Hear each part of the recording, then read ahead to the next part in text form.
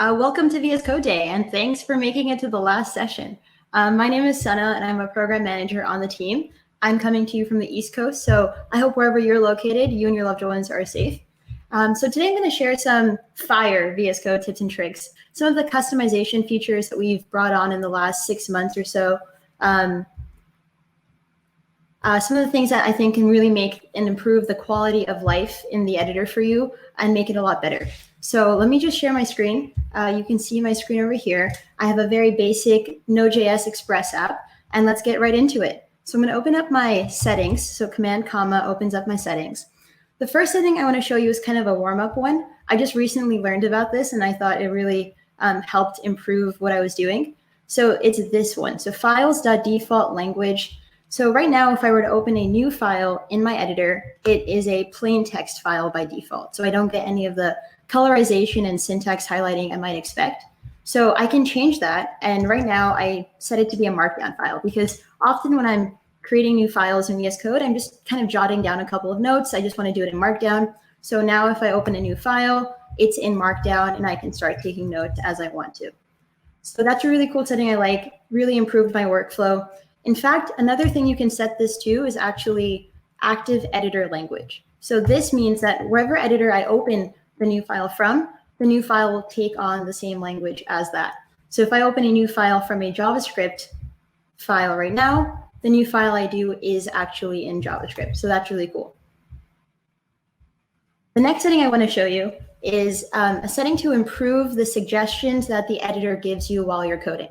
So this is a new setting that came in recently, editor.suggest.show status bar and editor.suggest.insert mode. So let me show you what this does. I go to my JavaScript file and I type app dot. So the new setting that we just added adds this status bar underneath the suggestions I see.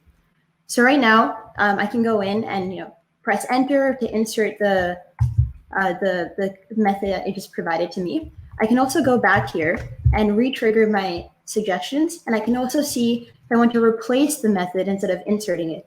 So this will replace it. That was really neat. All right. The status bar also tells me that I can toggle the details of the methods of the suggestions. So if I press Control Space, I can also see details of this, right? So that's really cool. I can toggle the details if I want to, because sometimes we know that if you provide too many suggestions, it covers your code. So you can toggle the details like that as well. To make it even better, you can actually change the size of the suggest widget. So if you want to take up more, if you want to make it horizontally short, vertically short, if you just want to see one suggestion at a time, you can do that. You can also do that for the details as well. So this way you can kind of see and toggle the information that you want provided to you. And VS Code will remember the sizes of the widgets that you just did over here. All right, cool. That's a really nice quality of life feature, I like to call it. The next thing I want to show you is actually a really hot feature that was highly, highly requested for a couple of years in the editor, and that is pin tabs. So wait for it. Are you ready? Right click, pin, boom. I can pin the tabs in my editor as I want. So I can pin multiple tabs if I want to. And if I have multiple files open and I close all of them, the pin tabs are persistent, so they won't close until you unpin them.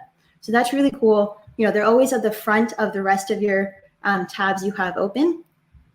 So if I want to go and kind of play around with more customizations with the pin tabs, I can change this setting, workbench.editor.pin tab sizing. So I have it set to normal, but the other options for this are compact and shrink. So compact will just show you the file type icon of the tab and not the full name.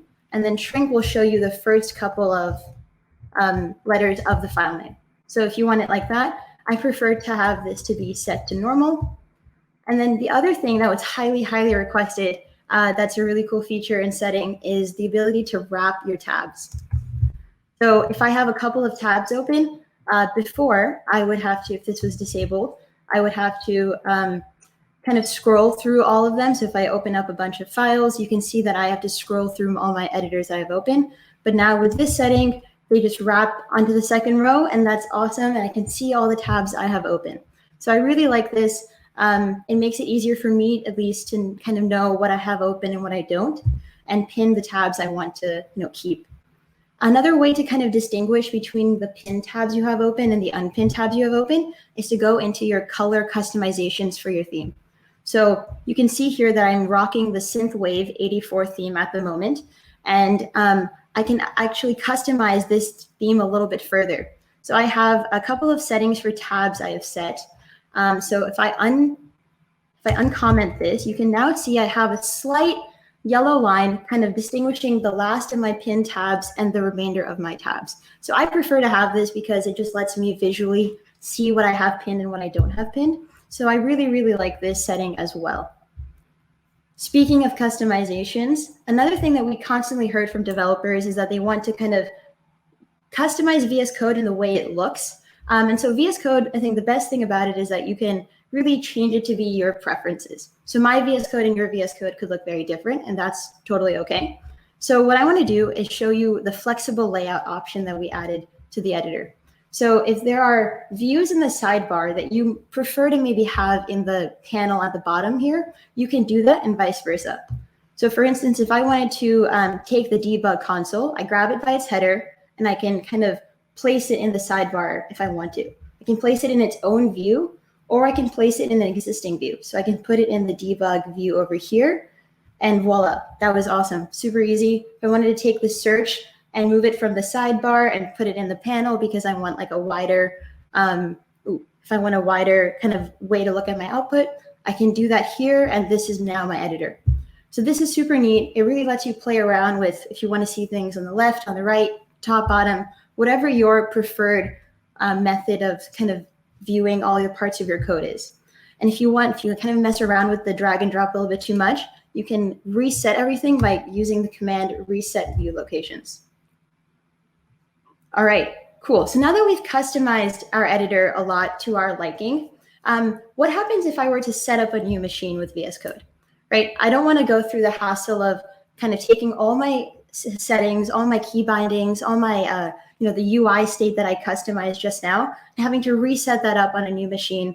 If I had a work machine and I was setting up a new personal machine, I want to make sure my environment is relatively the same. So before you spend an afternoon or a couple hours doing that, I want to show you something called Setting Sync that we recently added as well. So I'm going to emulate the two kind of device workflow by using Insiders, which I have right now, and Stable. So the Stable is like my new kind of machine I have. So you can see here that I am actually logged into Setting Sync. So Setting Sync is what preserves your settings and your extensions across different machines. So you can see what I'm actually syncing. I'm setting my settings, my keyboard shortcuts, my snippets, extension, UI state, syncing all of it. Great. So I'm going to go into here and make sure that Setting Sync is turned on. So this is my new kind of instance of VS Code I'm setting up. So let's turn this on, and it's going to ask me what I want to sync across my devices, all of them as well. Sign in with my GitHub account. And it gives me an option to merge or replace my settings. So I want to actually replace these local settings with the settings I've synced in the cloud with my insider settings. So I'm going to replace the local ones from the ones that I've synced. And there you go. My settings now look like the settings I had in my insiders, right? So I can open up, my settings are all here, all of my extensions are here. So as soon as I make a change over here, so for instance, if I wanted to hide the Azure and the Remote Explorer things over here, if I do that, it syncs up as well over here, and it happens pretty instantaneously. So this was it literally took less than a minute to set up my new machine. I don't have to worry about the hassle of, making sure I saved everything, preserved everything. VS Code will just take care of that for me.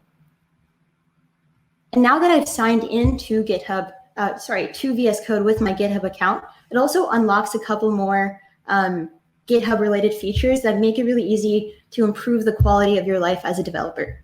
So for instance, this is my Sample Express app, but I haven't backed it up yet. It's just locally on my machine. So if I go over to the source control view over here, I can get an option to initialize this as a Git repository or publish this directly to GitHub.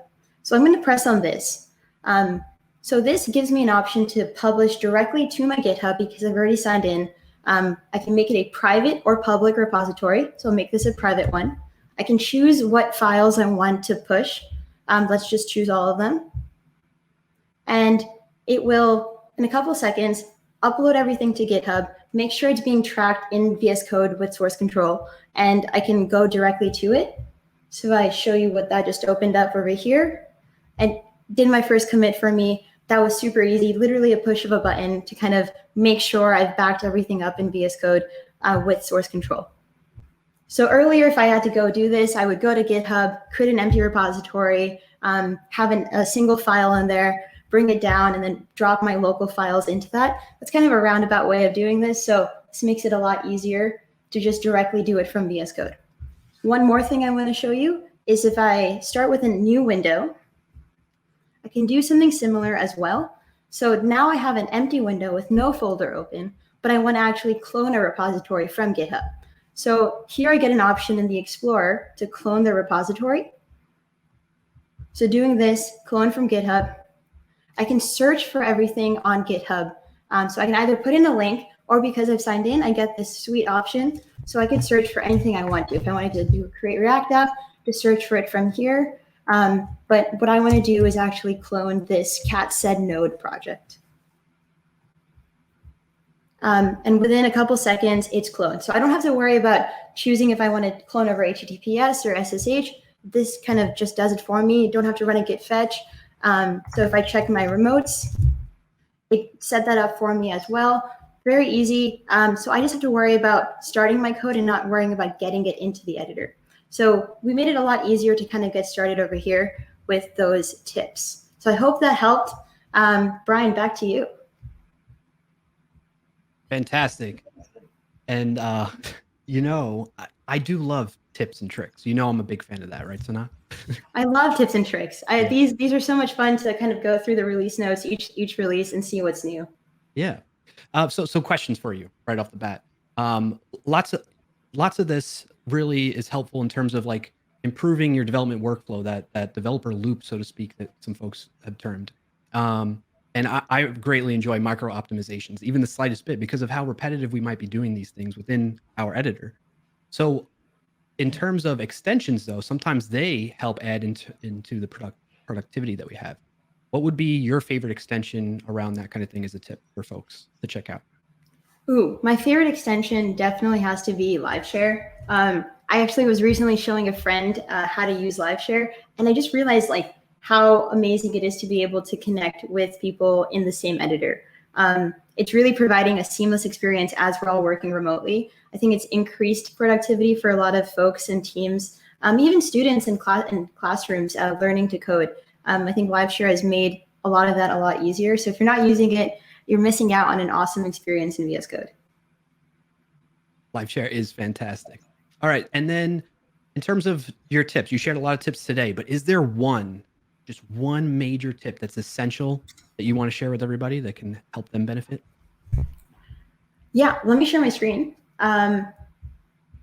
Cool. So there's a lot of really great kind of hot tips. I think if you haven't done a couple, like autosave, make sure you've kind of set that to be on.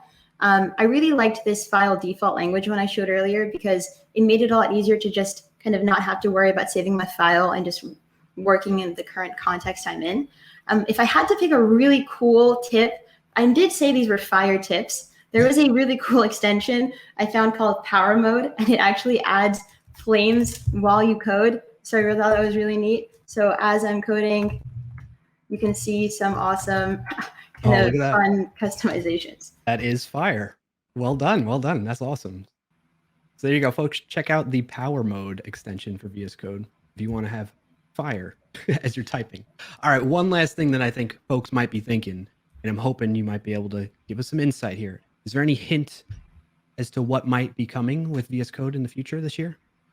Yeah, I think a couple of people earlier might have teased at it, but I think we saw a lot of things about notebooks. We saw a lot of things about remote development. Code spaces was mentioned. All of this is kind of on the roadmap to really kind of improve the different kinds of editing experiences you can have. So we've worked on the current out-of-box experience, but also involving other editors. So notebook editors, really useful for data science and education. We have the new testing infrastructure I think Eric teased at. And there's a lot more also coming with like improving the kind of the getting started experience in VS Code. So the welcome page, maybe look out for a new one coming soon. Awesome. That's fantastic to hear, and very exciting stuff. It's great to see how much VS Code has come, and just anticipating what else is out there for it. So thank you so much, Sana. I'm definitely going to be incorporating some of those tips into my development workflow. Cool. Thank you, Brian.